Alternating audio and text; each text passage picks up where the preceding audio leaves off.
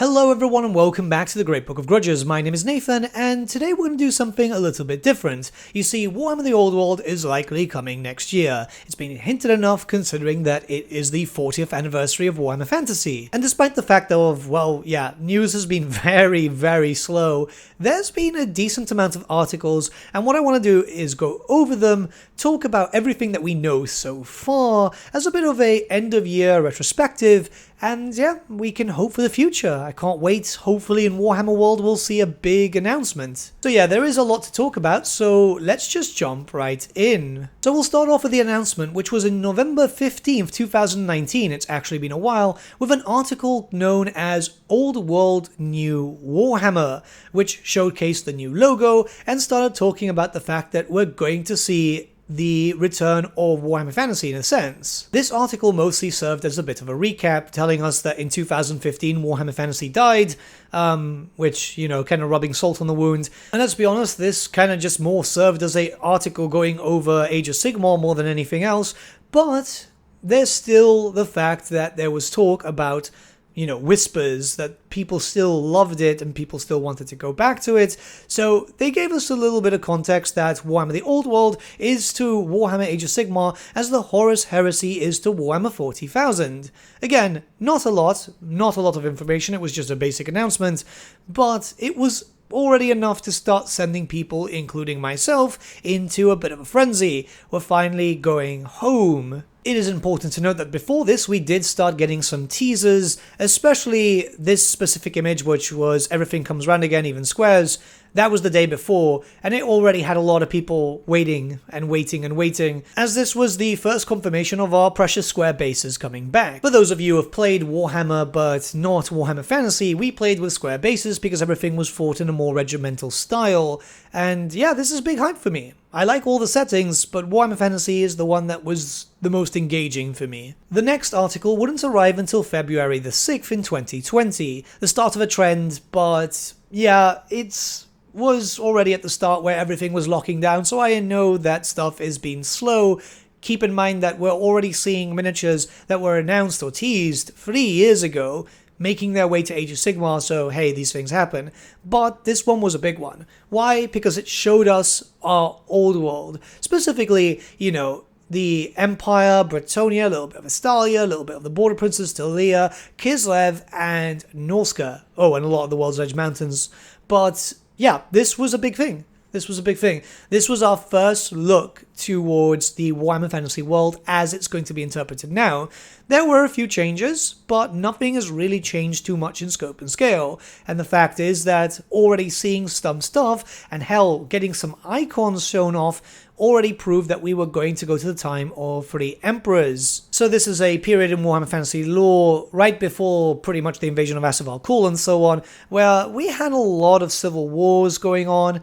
It's a pretty good time frame, to be honest. And it would have been pretty weird if we would have started in the Warhammer 8th edition timeline, you know, the whole stuff with Karl Franz. Despite many people wanting that, there wasn't really a lot of time to expand the lore. This is going a few hundred years back, and it just makes a lot more sense as the story can continue and we can start getting new miniatures, new armies, new factions, some of which we'll talk about in just a little bit in this video. The next article came really fast the next month, March 23rd, 2020, and this was the confirmation of Kislev, something that many people did not really expect, considering that Kislev did not have an official army. They did in Warmaster, and they had a supplement in 6th, but it wasn't a 8th edition army, leading to many people to speculate and then confirm that we were getting stuff like Cathay and stuff in the future, because, yeah, they want to kind of just go over the world and make as much money as possible, which makes sense, and also flesh out factions, which they most likely had plans for during the lifespan of Warhammer Fantasy, but never got around to it. So Kislev was confirmed, and we started to see the old miniatures, some concept for some new ones, especially the Ice Guard, but they had confirmed there that it was in the early stages of development, that they were going to be able to use bows and glaives and stuff. These are all units that we've obviously seen in Total War Warhammer 3, which proves that Games Workshop, after 40 years, have started learning that cross-promotion is probably the best way to go in an effort to sell more miniatures.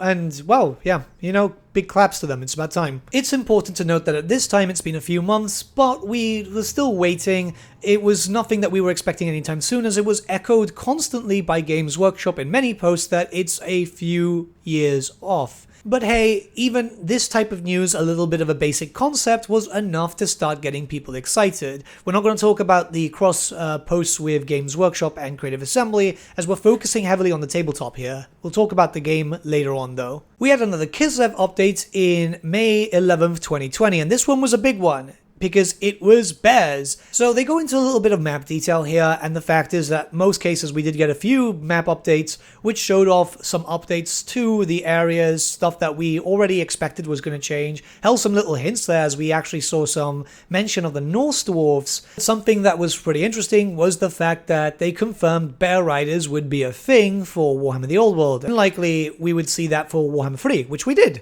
and that's a cool thing. With some basic concepts regarding everything to do with the bear riders, this was absolutely massive, as a lot of people had been hoping that bear riders would turn into a proper full unit. It'd been seen in some fan-made supplements and so on, and really, when you think of Kislev, you think of bear riders, don't you? Even though it wasn't that actually common in the older lore, a lot of stuff had been revisited and updated. Plus, Games Workshop at that point had been listening to the fans, had been looking at posts and so on, because they do actually keep an eye on viewer trends and what people are mentioning. I know it sounds surprising, but they do. Plus, again, it's important to note that Warhammer 3 had a thing to do here, most likely, as the forums were constantly asking for bear riders, and we know that the Creative Assembly do look at those forums. This is where we start seeing some big gaps, and this article was on the 28th of December 2020.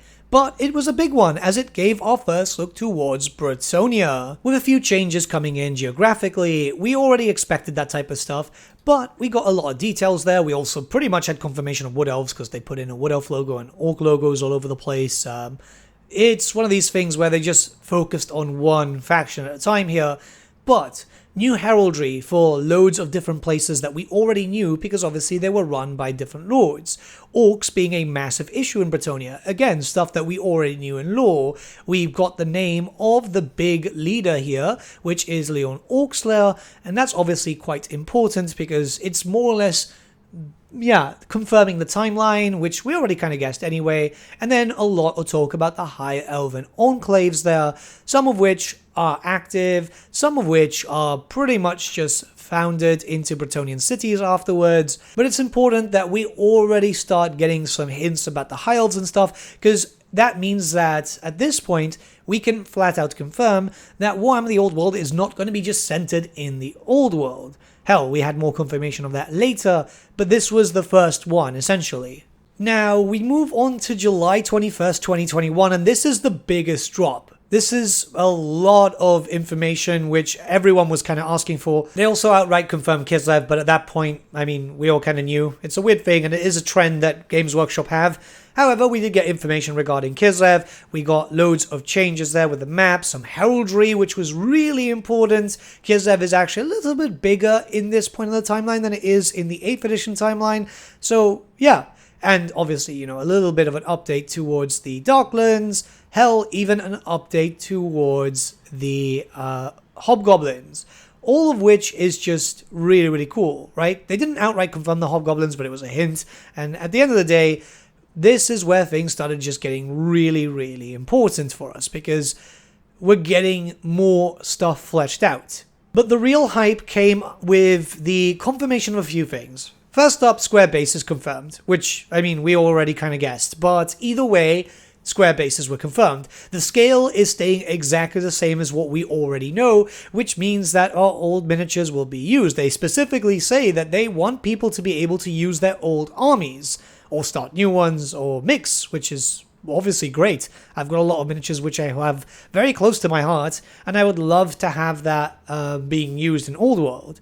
Then Rules will be a totally new edition, but it's using stuff from 3rd edition all the way up to 8th. 1 and 2 are actually more like a roleplay game. So it's already been quite exciting. They're going to get the best stuff from all the editions, and that's awesome. Then we started getting some name drops, like Orcs will not be called Orcs for the sake of, copyright, but rather they're called orcs because that's what they were called in Warhammer Fantasy. When it comes to the setting, they didn't say what it's going to be, but it's, you know, they said like everyone's already kind of guessed it anyway, which is a big thing because at the end of the day, you know, we're expecting old lore, and this is a really important time. You know, Assavarkul is my favorite ever chosen, so we're going to be seeing him eventually. It's right before a big Chaos Invasion, so that's pretty much the big point there. Again, squares, just to confirm, and no release date once again, but yeah, we're not going to get a release date for a while. Well, at this point, we're getting closer and closer. I honestly do believe we'll get a release date and a box announcement in Warhammer Fest next year. But until then, we still have a few more articles, and it's already looking really promising. I was already stupidly hyped up. Nothing until October the 7th, 2021, but this one was also quite interesting as it took us to the lands of the Border Princes. Another big map update, which already started doing some hints towards stuff like the vampire counts, a lot of dwarf stuff, going into the details of what the Border Princes actually serve, which is just like, you know, some micro kingdoms, people who have left their kingdoms to form their own thing, and even interestingly enough, some heraldry which looks Estalian, Talian, and Arabian, which many people have been hoping that we won't get a traditional Dogs of War book, but rather multiple books, one focused on each of the nations, so we can finally have our Warhammer equivalent of all those nations. You know, Estalia is based on Spain and so on, which really would be something that would sell quite a lot, as many people wanted more factions. Humans are easy to produce. There's going to be a lot of humans, because this time of the world there's just a lot to deal with the Chaos Invasion and stuff, but even then, you know, it's factions that people have been hoping for. It's factions that many people had created in their own fan-made army books and so on. So maybe Games Workshop have been listening to those and going, yeah, this could be doable. Why not? And the fact that specific heraldry was already created leads us to believe that. You never know, obviously, for the future, and we're not expecting these to release around the same time as Warhammer The Old World. In fact, you know, Games Workshop is very slow to release stuff, very, very slow. So just because Games Workshop are hinting towards it doesn't mean that you should see it anytime soon. However, yeah, you know, we're patient. We've waited a decent amount of time. The main thing is, once the main rulebook comes out, everything else will start coming, you know? The next article was in February the 18th of 2022, we're already in present year, and this one was a surprise to absolutely no one. Grand Cafe, mostly because Grand Cafe had already been confirmed for Warhammer 3. Warhammer 3 had already been out by this point, and during the concept art posts in the Total War page, we'd already had seen artwork with the Old World logo, not the Warhammer 3 one. So yeah, they had this confirmed prior without actually outright saying it. However, Grand Cafe is a big thing, as this is something that we've all been kind of wanting. A lot of things have changed in the lore, and we know that this is the first time we're going to see a proper cafe. We had some miniatures back in the day, but it wasn't really a lot. So yeah, this was big. This was absolutely big. Some heraldry confirmation and so on just kind of adds a little bit more to it. Another little hobgoblin hint that was in the map. The big thing is, we didn't see all of Cafe, and this is because, and I don't want to go into speculation in this video, it's likely that we're going to get Indian Koresh soon, and they border Grand Cafe. Hell, obviously we know that Nippon borders it too on the ocean, so it's probably going to take a while until we see these things. It's a bit of a shame. Honestly, it is a bit of a shame, but Games Workshop are slow once again. However, Grand Cafe, cool. I like them in Total War. They do need a little bit of help in Total War, more DLC, but yeah, it's probably an army I might actually even play, because the units look freaking good. Obviously, we don't know that the units are going to look like the ones in Warhammer 3, but it's a pretty reasonable assumption, so yeah. Anyways, yeah, Cafe, big thing, big thing. It leads me to hope that we're going to get loads and loads of new factions, and it would be cool, because I've been around the hobby for a long time. I've got a lot of the old ones. I'll buy new miniatures, don't get me wrong, but I kind of want to play something else. I'm leaning towards Cafe and Kislev, even though I haven't seen rules yet. You never know in the future, but I want something new and shiny, which is obviously going to be nice. And finally, the last drop of this year, which was on October 14th, 2022. So, this was Orcs, Bretonnians, and Tomb Kings, oh my, which showcased new art. A lot of art which just kind of says we're going to get some old miniatures back in production, which I'm pretty happy about, considering some of them did age quite well. It's just nice because, yeah, it kind of looks like box art. This really all looks like box art, and I'm really hoping it's box art. There's a few different things that we did see, obviously with map updates and so on, which I'm really, really happy about, because we're getting some dwarf hints already, you know, we're getting a little bit more push into the Badlands. The map itself is just updated in such a slow way, which isn't a bad thing. It isn't a bad thing. Hell, we even got some Northern Chaos Wastes up there and everything. It's just, I would love if they kind of hurried up a little bit. However, they did say there was more to come, and that we're going to get a lot of news next year because it's the 40th anniversary of Warhammer Fantasy, Warhammer in general. And this is what makes everyone to believe that we're going to see that, especially since with the Warhammer Fest intro announcement thing, there was a mention of be there or be square, which was something that they said right before the announcement of Warhammer The Old World. So we're getting close, and we do have a decent amount of information. That being said, you know, we do have quite a little bit. The only thing is, obviously, we want more because we've been waiting very patiently and news did slow down, but that could be attributed to the fact that the world kind of stopped for 2 years because of an illness. Let's just say that, because YouTube doesn't like that word.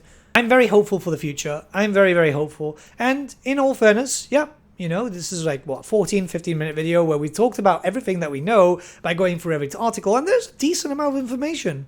I can't wait. I'm hoping next year it'll be at least monthly, or you never know, because with 30k, they were quite fast, but then again, 30k was probably done sooner. Either way, I'm excited, and I hope you guys are too, because it's going to be something that I'm going to feature heavily on this channel when Old World eventually launches, because, yeah, it's the return of Warhammer Fantasy, at least, you know, knock on wood. The rules are good. Let's hope the rules are good. But yeah, let me know what you guys think in the comments below. Let's start a bit of a discussion. What are you hoping for in Warhammer The Old World? Are you hoping for a specific faction? Are you hoping for specific characters or units? Something new, something old? Let's talk. I feel like this would be a very fun one.